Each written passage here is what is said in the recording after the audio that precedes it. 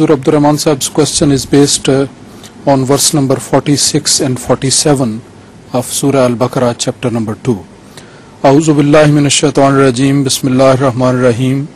Wasta'inu bis-sabri was-salat wa innaha lakabiratun illa 'alal khashin allazina yadunnuna annahum mulaqu rabbihim wa annahum ilayhi raji'un. The translation is, and seek help with patience and prayer, and this indeed is hard except for the humble in spirit, who know for certain that they will meet their Lord and that to him will they return.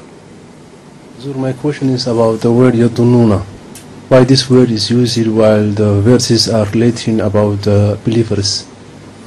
So he says that the verses they relate to believers.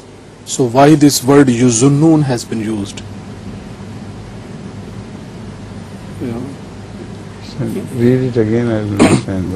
وَاسْتَعِينُوا بِالصَّبْرِ وَالصَّلَاةِ وَإِنَّهَا لَكَبِيرَةٌ إِلَّا عَلَى الْخَاشِعِينَ الَّذِينَ يَظُنُّونَ أَنَّهُمْ مُلَاقُو رَبِّهِمْ وَأَنَّهُمْ إِلَيْهِ راجعون.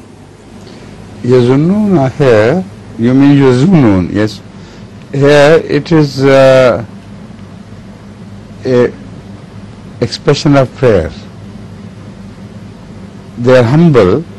It has just been mentioned that they are humble. So because of their humility, they don't say we are certainly going to meet Allah. So it's a beautifully connected verse throughout. They are khashin and yazunnuna. They hope, and hopefully they think that they are going to meet Allah.